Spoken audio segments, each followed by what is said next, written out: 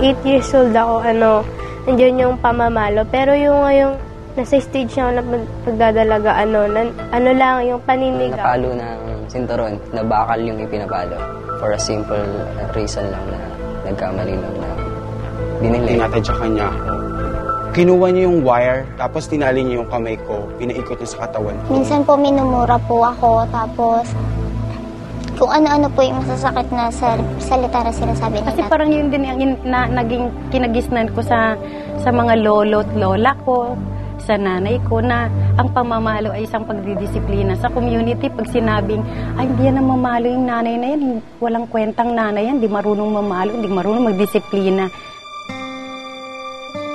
The World Report on Violence Against Children revealed many children experience violence in the form of harsh discipline, which includes not only physical violence, but humiliation and insults.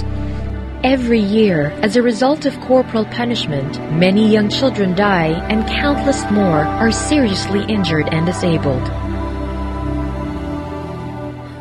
Any form of punishment inflicted on children as a penalty for an offense for the purpose of discipline, training, or control is considered corporal punishment. Corporal punishment includes physical, verbal, emotional, and other humiliating and degrading forms of punishment. Hindi po ibig sabihin na pag pinapalo ka, pinapaya ka, minumura ka, mahal ka ng magulang mo. Form na po yun ng pang-aabuso sa bata eh. Form siya ng pagbabiolate ng kapakaramatan ng mga bata.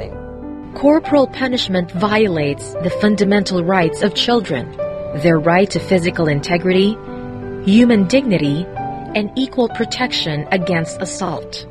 Bilang mga magulang, sila nga dapat yun ang poprotekta dun sa mga anak nila. Hindi sila yung nang-aabuso sa anak nila.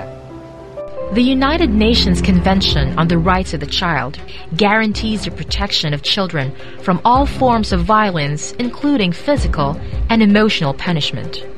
Corporal punishment is not an effective way of disciplining children, and this has been shown by various researches around the world. Parents and other adults should discipline children in ways that promote a culture of respect and nonviolence.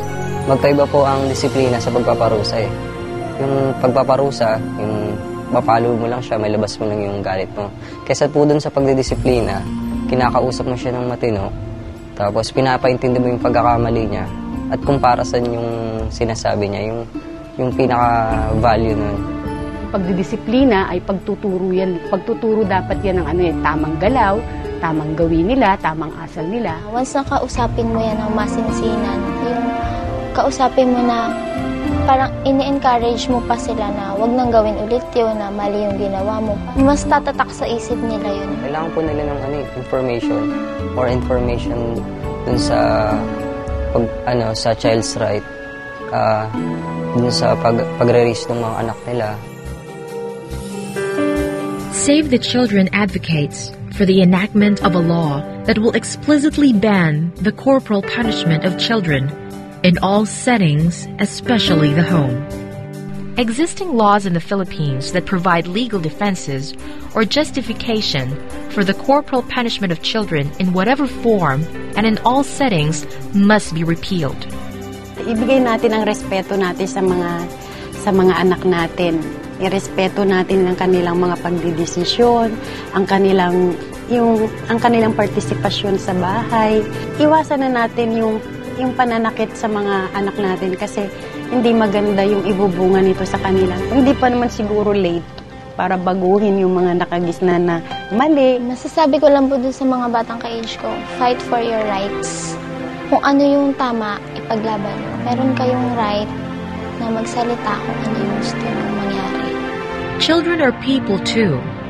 Prohibiting and condemning corporal punishment will ensure that children are respected as individual people and as rights holders. And all corporal punishment of children now